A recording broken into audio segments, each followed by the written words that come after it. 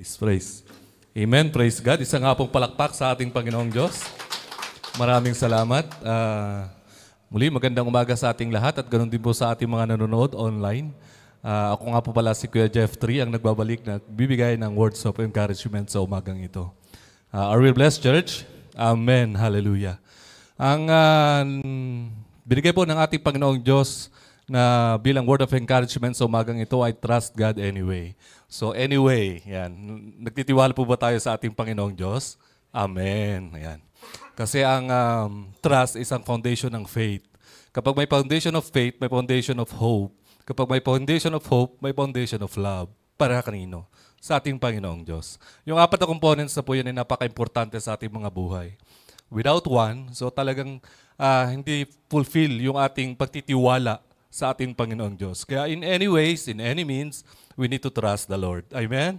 Psalm 37 verse 5. Commit your way to the Lord, trust in Him, and He will act. Okay, so sa lahat ng aspeto ng ating buhay, kailangan natin pagtiwalaan ng ating Panginoong Diyos. Sa lahat ng ginagawa natin. At sa lahat ng mga bagay na out of control natin, kailangan natin pagkatiwalaan ng ating Panginoong Diyos. Because God is in control in our life. That's why trust in God anyway. So may mga bagay, sa mga buhay natin, may mga bagay tayong hindi natin kayang i-control. So may sa ating mga buhay, may mga tayo pinagdadaanan. The rest, give them to the Lord. Pray to the Lord dahil wala tayong ibang pagkakatiwalaan, pagkakapitan kundi ang ating Panginoon lamang. This verse emphasizes the importance of trusting God and surrendering control of one's life to Him. It reminds us to trust in God's promises and to rely on His mercy rather to our own strength or the actions of others. So napakagandang sinabi doon sa verse na yun na talagang wala tayong pagkakatiwalaan kundi ang ating Panginoon lamang. Even though ang ating mga sarili na kaya natin to, but meron pang mas mahigit na mas magaling sa atin kundi ang ating Panginoong Diyos. So meaning to say, don't rely sa ating mga own strength. So kailangan laging nandyan, unahin natin ang ating Panginoon na siya ay may kalakasan sa ating mga buhay. At higit sa lahat yung ating pagtitiwala sa Kanya. Habakkuk 2:3.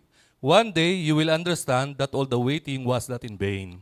God was preparing the best for you. So sabi doon sa verse na yon, na talagang napakaganda natin kung nandyan ang ating Panginoon Diyos sa ating mga hinihintay. Ano po yung ating mga hinihintay? Mga pinapanalangin natin. Kasi kung tayo ay nagtitiwala sa ating Panginoon Diyos, tayo rin ay mananalangin sa Kanya. Kasi prayer is the best communication to our Lord to increase our trust and faith. So, if we are connected, stay connected to our living God, doon din na-i-increase yung ating pagtitiwala sa Kanya. Kaya habang na tayo nandito sa mundong ibabaw, napakaganda na tayo ay laging nananalangin at nananampalataya at higit sa lahat, may pagtitiwala sa ating Panginoong Diyos. Amen?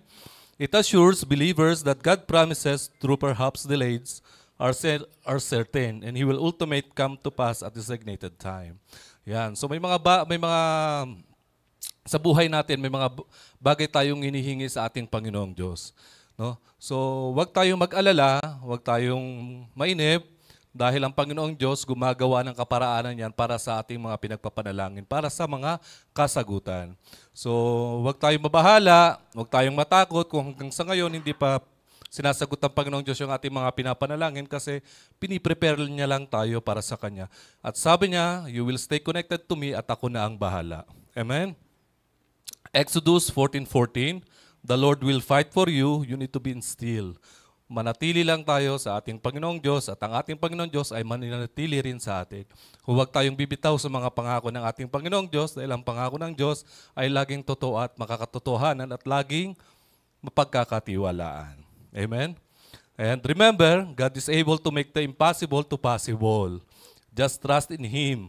And let God manifest His words to our lives because God has perfect timing. Never early, never late. It takes a little patience and it takes a lot of faith.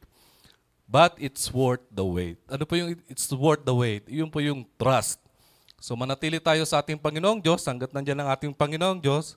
So manatili tayong tumawag at kumapit sa Kanya. Kasi talagang napakaganda na habang nandito tayo sa mundong ibabaw, lalo na ang mundo natin napakagulo, napakabilas, may bilasan na tayo, no? sa mga nangyayari, lalong-lalo na sa ating bansang Pilipinas. I'm sorry to say that, but it's real, no? So wala tayong pang pagkakatiwalaan kundi ang ating Panginoon Diyos lang at hindi ang mga kontratista. Amen? So ang sabi nga dyan sa trust, test, no? So maraming test, maraming trials sa ating buhay. Pero bakit tayo may trust? Kasi bakit ang Lord nagbibigay ng R, resolution sa ating mga buhay. At higit sa lahat, binibigyan tayo ng U, understanding ng ating Panginoon Diyos, the knowledge and wisdom, and guided with the Holy Spirit para mapagtagumpayan natin yung kung anumang nararanasan natin sa ating buhay. Kung ano yung mga sitwasyon na naranasan natin.